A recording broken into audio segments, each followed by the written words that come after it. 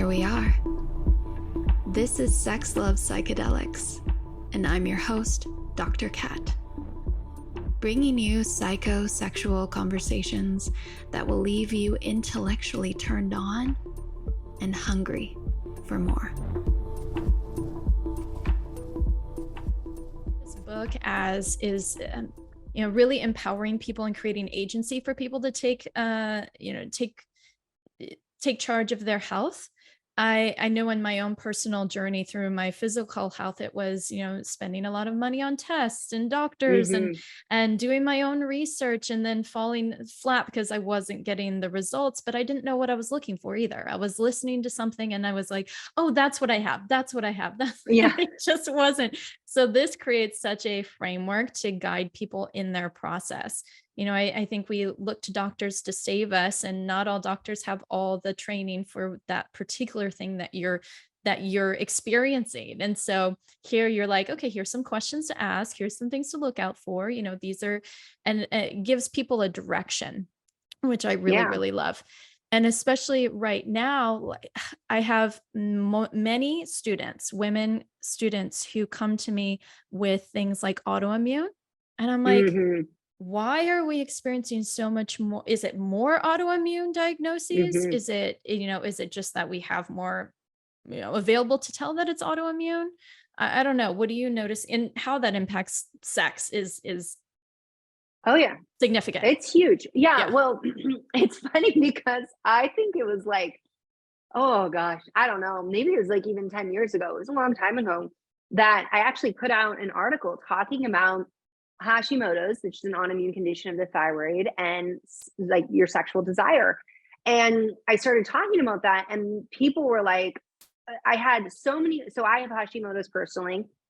I had so many women in my community and coming to me and saying, like, no one's ever talked about how I got Hashimoto's and now I'm not interested in sex at all. Normal. When you have an autoimmune condition, what you have going on is immune system dysregulation to the point that your immune system is attacking and destroying your cells. So in the case of Hashimoto's, it's destroying your thyroid. Wherever your cells are being destroyed, that's a bad thing to be happening in your body. And you're going to have inflammation coming into play. Inflammation goes up. Cortisol has to come in to squash it. That's coming from your adrenal glands. So cortisol, people, we talked about stress hormone, but it's also modulating that inflammation. But your hormones all work together. So if the system shifts and is like all hands on deck for survival, procreation cannot be part of that picture. And if you're listening and you're like, but I don't care about having a baby, let's not tell your body. We want your body to think it's possible, because your hormones need to shift to say this is safe and we want to get in the mood. Because the body's like, let's capture some sperm because ovulation might be coming. Like, the body has its own agenda as just a body. It's just, a body. And you get to have your own agenda and not tell your body. That's one of the things you can keep secret from your body.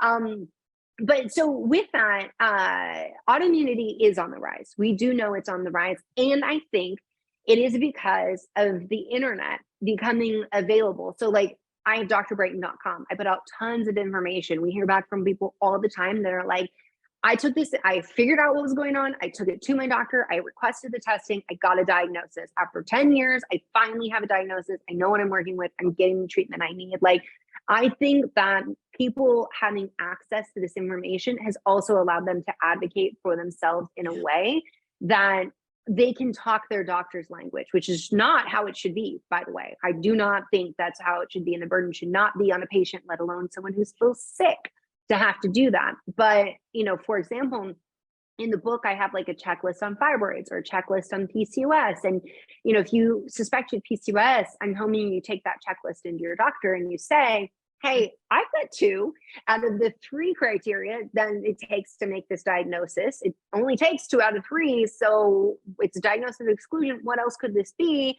And do you think I have PCOS? Rather than it taking 2 to 3 doctors, which is the average PCOS patient, or over 10 years for the average endo patient, I'm really hoping this will help shortcut all of that.